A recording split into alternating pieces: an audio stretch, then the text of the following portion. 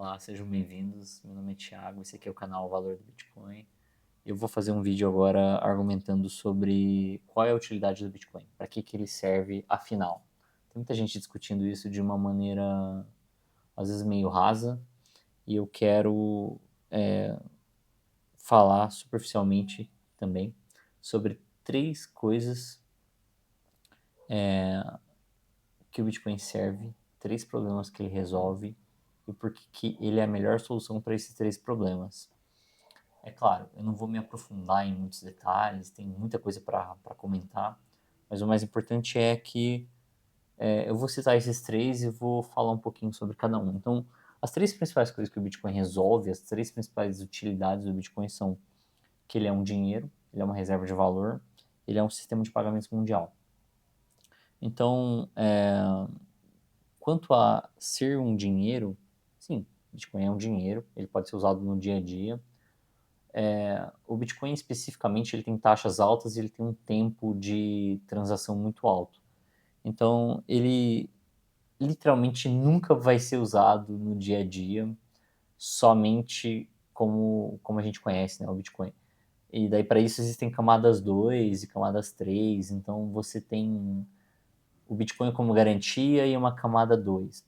A mais famosa e a mais utilizada no momento é a camada de Lightning Network, que ela funciona com canais lastreados em Bitcoin, você faz transações em tempo real e com taxa zero, e você pode liquidar essas transações na hora que você desejar. Daí na hora que você liquidar, você joga lá na rede e paga a taxa. Mas nesse meio tempo você pode fazer infinitas transações instantâneas entre as liquidações. Bom, aí tem aquela crítica. Ah, Bitcoin não serve como dinheiro e whatever.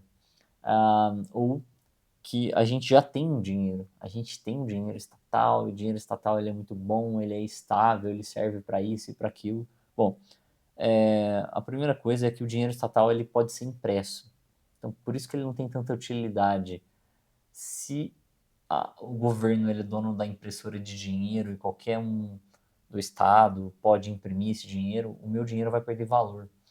Então, não faz sentido usar só moedas estatais. Pela Constituição, faz. O seu país às vezes te obriga a usar essas moedas estatais, mas não faz nenhum sentido.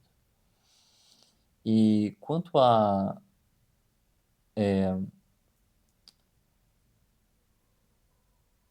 isso que eu falei agora é verdade para qualquer dinheiro. Então, qualquer dinheiro que você quiser pensar, ele é gerido pelo Estado, gerado pelo Estado e manipulado pelo Estado. Ele sofre com inflação, ele sofre vários problemas dessa intervenção estatal, que são problemas até então sem resolução. O Bitcoin ele vem resolver isso. Então, quando você compara Bitcoin com dinheiro normal, você tem que conhecer o dinheiro normal. E o dinheiro normal, como ele é hoje, ele pode ser impresso pelos bancos.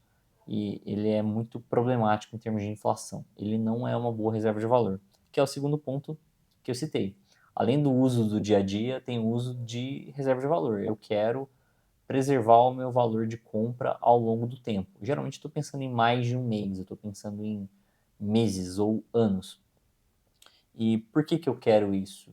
Porque eu quero comprar coisas de maior valor que eu não consigo comprar com um mês de salário. Por exemplo, um carro ou uma casa.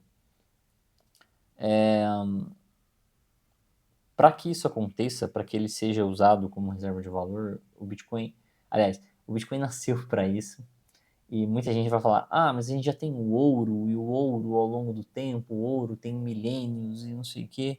E é tudo verdade, o ouro ele é incrível, e ele foi a coisa mais utilizada pela humanidade como reserva de valor, mas não... Ele hoje não é tão simples, então se eu quiser guardar ouro e ter ouro em casa, eu vou ter que ter uma logística, ter uma segurança, qualquer um pode entrar na minha casa e roubar esse ouro, ou se eu quiser guardar ele em algum lugar, eu vou ter que terceirizar a custódia, né? Então eu vou ter que terceirizar para uma empresa, seja estatal ou não, essa custódia desse ouro. Então o ouro ele nem sempre é a melhor solução mais para reserva de valor.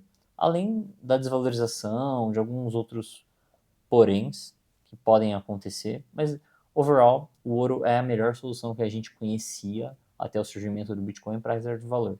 Depois que o Bitcoin nasceu, aí você tem algumas vantagens, né? Então o Bitcoin ele é facilmente transferível, ele tem taxas baixas, é praticamente de graça você transferir $1 bilhão de um lado para o outro. Da mesma forma, guardar $1 bilhão é relativamente barato e simples com Bitcoin. Ele é verificável, né? Então, se eu tenho uma carteira com Bitcoin hoje, eu posso te dar a chave pública dela, assinar uma transação e falar, olha, eu estou provando por A mais B que eu sou dono dessa carteira aqui. Eu posso mostrar quanto tem de saldo sem abrir as minhas chaves, né? Então, eu tenho como verificar a quantidade de valor que eu tenho. Por isso que Bitcoin é uma ótima reserva de valor, muito melhor que o ouro, muito mais tecnológica, muito mais acessível e é muito mais simples de utilizar. Além do mais, Bitcoin é divisível também, né? Então é muito mais fácil dividir e trabalhar com Bitcoin. Bom, e por último, eu citei aqui um sistema de pagamento mundial. E alguém vai falar, a gente já tem o SWIFT, o BRICS, o CIPS, que é o sistema da China, e, bem, sim, você já pode fazer transações internacionais com esses players. O BRICS ainda é meio novo, né? Ele não é aberto, mas ele pretende funcionar entre países. E eu já sei que ele está fadado ao fracasso, porque os países que estão trabalhando com o BRICS são países que eles não vão conseguir entrar no consenso. Mas o ponto aqui é, qualquer sistema de pagamento internacional ele depende da cooperação de muitas pessoas, diferente do Bitcoin. O Bitcoin ele só existe. Ele também depende de muita gente, mas ele tem um poder de rede que o torna poderoso e não é uma dependência de centralização. Os sistemas de SWIFT, o sistema da China, o sistema do BRICS, eles são muito centralizados. Você depende desses países. Uma prova disso é que os Estados Unidos recentemente vetou a Rússia do seu sistema de pagamentos porque por causa de guerra, de conflitos, e sem entrar no mérito aqui se está certo ou não, mas ele pode fazer isso. Então, por algum motivo político ou ideológico, um país pode simplesmente banir um país inteiro desse outro sistema.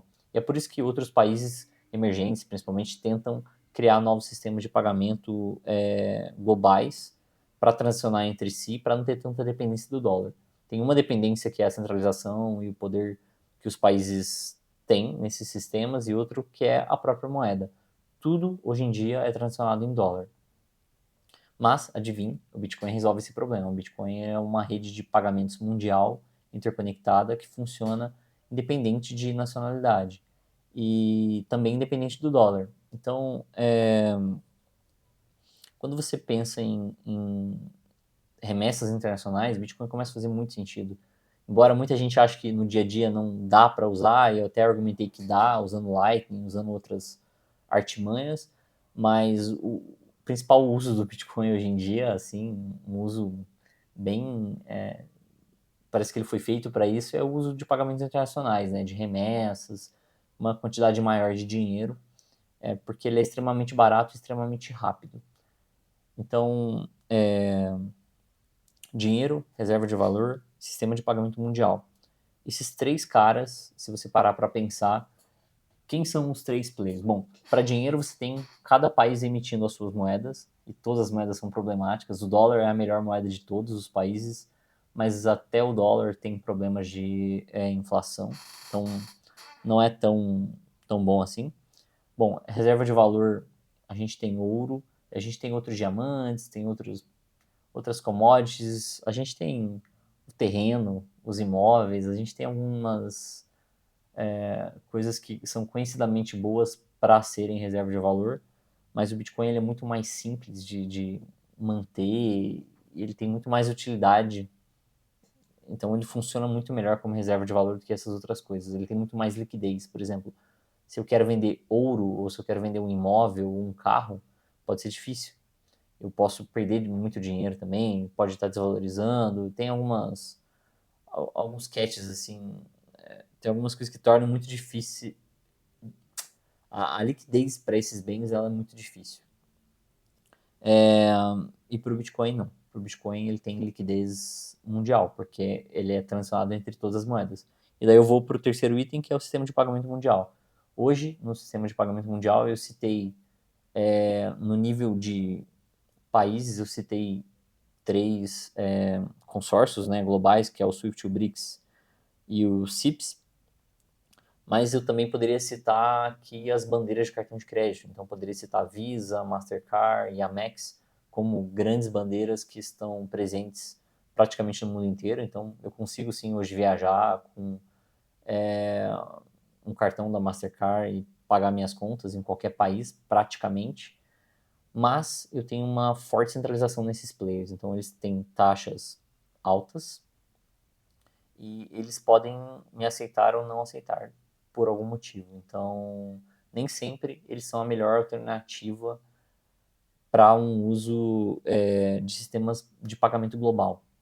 O Bitcoin surge como alternativa para esse caso também. Então, aqui eu estou argumentando que se hoje você tirar o Swift, o BRICS Pay, o CIPS, a Mastercard, a Elo, a Amex, a Visa, e também os bancos, alguns bancos locais, e também as impressoras de dinheiro, né, de cada estado, e também acabar com o ouro, o Bitcoin consegue suprir todas essas necessidades.